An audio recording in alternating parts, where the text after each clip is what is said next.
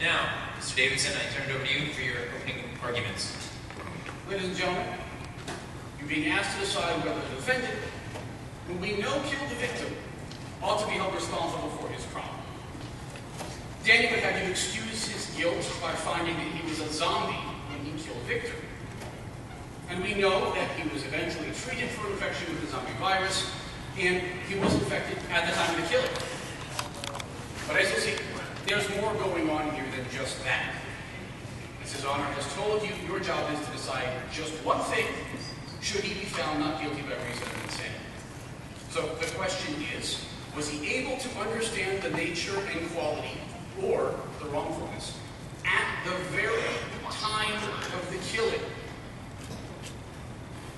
Whether or not he has a mental disorder or defect is important, but that's not enough. There are many such disorders. Most of them do not affect a person's ability to reason in such a way that would excuse criminal conduct. So you need to decide whether, when Danny killed the victim, Danny was so out of it that he did not understand what he was doing, or that it was wrong. Something else to understand here is the burden of proof. In the guilt phase of a criminal trial, the burden would be on me, the prosecutor, to prove the charge beyond a reasonable doubt. That's a high burden, and for a guilty verdict, the evidence must lead to only one conclusion, and that's the defendant's guilt. We're in the sanity portion of a trial, and the burden is different. Here, the defendant bears the burden. He has to prove that it is more likely than not that he was legally insane when he committed the crime. I'm going to do my best to convince you that he was sane, but ultimately it is the defendant's burden to prove that he was not. Now, in a minute, I'm going to call Dr. Kozios to the stand. He's going to talk to us about the nature and progression of the zombie virus in this particular case. But before we get there, I'm going to tell you a few things about this killing that came out in the guilt phase of the trial. First, it turns out that Danny had good motives for killing Victor. The first was a professional motive. Danny and Victor were partners in a startup, it was a software company. It looked like they were about to be bought out by one of the big players, Google, Facebook, something like that. But Danny had begun to suspect that Victor was about to cut him out. Victor was the software talent, and he was the business guy. If Victor leaves and takes the IP and the key employees with him, then he gets nothing. If Victor's taken out of the picture, the IP and employees stay with the company, then he gets rich. People are killed for a lot less than this. There was also personal motives. The afternoon just before the killing, Danny learned that Victor was cheating with Danny's girlfriend. When the girlfriend got home around 9 o'clock the night before the murder, and Danny was there and confronted her about this. He had seen the two of them at a hotel earlier that day. The two had an amazing fight. Around 10 o'clock, Danny leaves, saying he's never coming back and making various remarks I'm not going to repeat. Again, this is a moment. Danny would not be the first person to have killed a romantic rival, and he did in fact kill Victor. So we're getting it. Third, when Danny left the house, he went to a bar, and we have testimony from the bartender serving drinks. This bar's about 3 blocks from the home. Danny arrived there around 10:20. So 20 minutes after he left his house, he gets to the bar. When he got there, he was conversing. He was talking to people. He orders drinks. He went on an extended rant about Victor and Wendy, particularly Wendy's infidelity. Then Danny made remarks that he was cold and asked for the bartender for something to stay warm, and then went to the lost and found and got a hoodie. So about an hour before the killing, Danny gets up, leaves the bar, pays his tab before leaving, and even remembers to tip the bartender. He then goes home, arriving there around 1 o'clock. Shortly thereafter, Victor is killed. So Danny's activities at the bar suggest that as recently as an hour before the killing, he may have been in his right mind. And that's something I'm going to talk to Dr. Kozios about. There's also facts about the way this crime went down that I would suggest point to this being a deliberate action that they didn't do. The crime happens in the middle of the night. He's wearing clothes that partially conceal his identity, and at this point he's dressed in all black. Also, when he gets home, he should, because both cars were in the driveway, he could have told that both Victor and Wendy were there. Remember, they just were. Individually, none of this is news. Together, it starts to paint a picture that does not look very good for Danny. The police arrive around 3:15, 2 hours after Danny gets home. At that point, Danny does seem to be pretty far gone. He's gnawing on the corpse. He doesn't respond to the officer's verbal instructions. The police have to taser him twice and finally physically subdue him. At this point, they begin to suspect that something went wrong. They call the virus response squad. They show up. They disinfect the officers. We're fine. They send Danny to the hospital. He's admitted, treated with antivirals, and does eventually recover after about 2 weeks, and is doing well enough to be brought to trial. So, the question is whether he was so affected by this infection at the very moment that he killed Victor that he was legally insane. I suggest that the most severe symptoms happened after the killing, making him sane at the time. To discuss these things, I'm going to call Dr. Pozios to the stand. Dr. Pozios is a forensic psychiatrist and has worked with recovered zombies. He'll be offering his expert and medical and professional opinion about this disease. Now, Dr. Pozios, would you explain to us what is the zombie disease?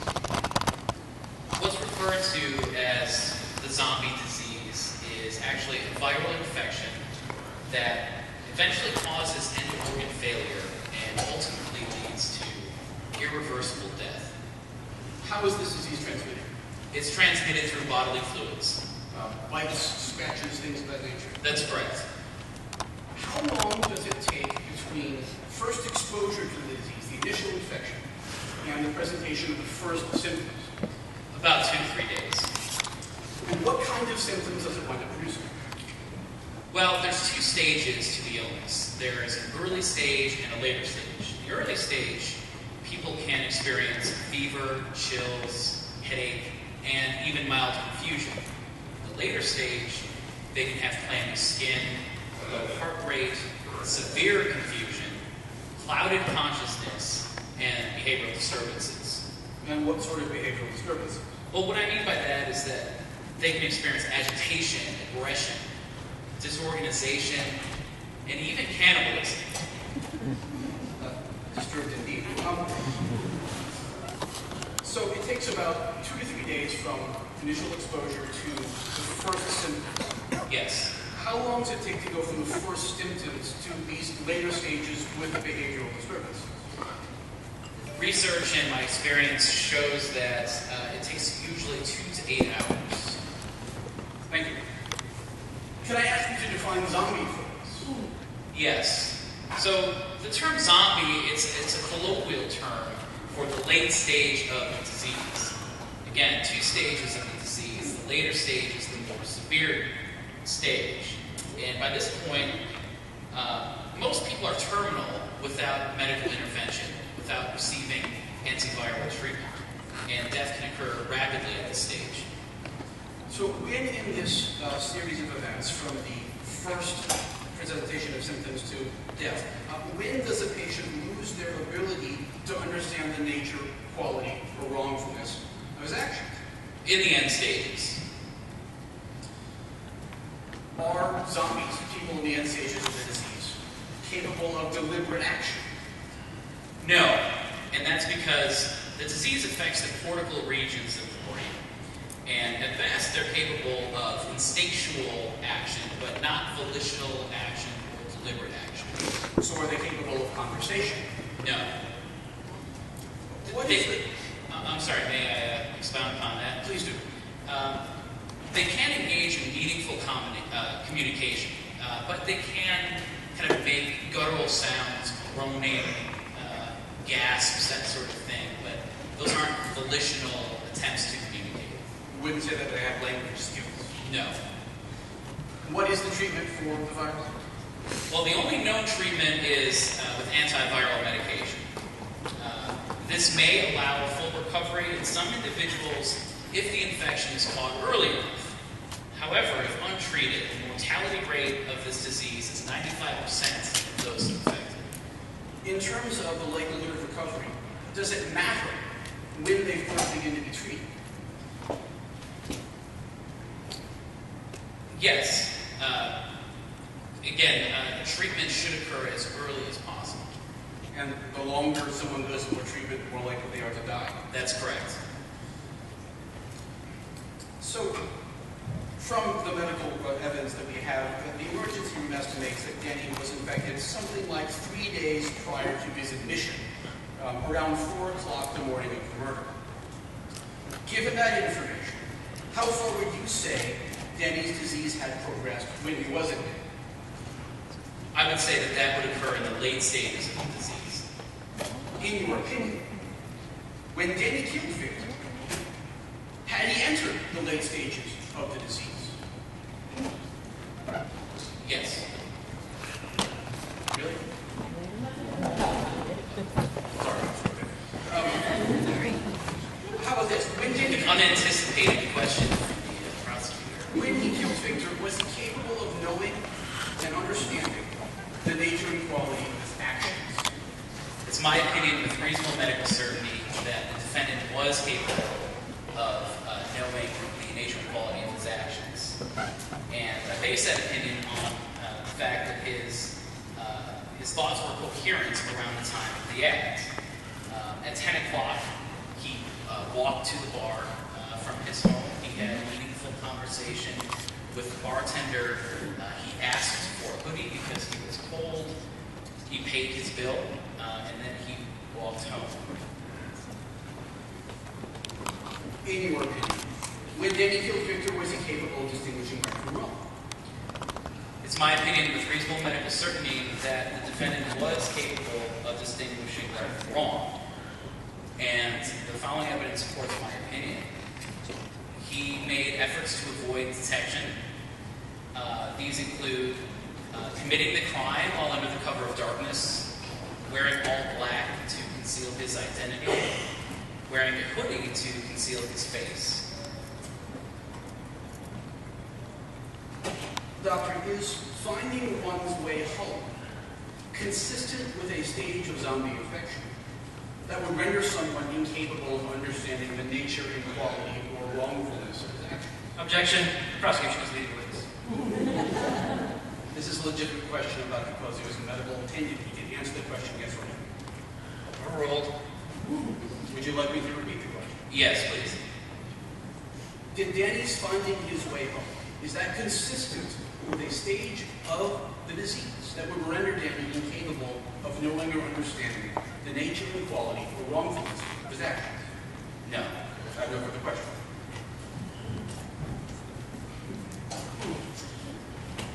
Mr. Daly, do you have any questions? I do, Your Honor. Dr. Kosios, you said that Danny was capable of distinguishing right from wrong at the time of Victor's death, in part because he was wearing a black hoodie. Is that correct? That's correct. But the bartender testified that he gave Danny a hoodie from the bar as lost and found because Danny complained of feeling cold. Couldn't the black color have just been coincidence? Although it's possible the hoodie was black because of coincidence, the totality of the other circumstances, him wearing all black, him committing the crime at night, in my opinion, all of those things lead me to believe that he was attempting to avoid detection. You mentioned that one of the early symptoms of the zombie virus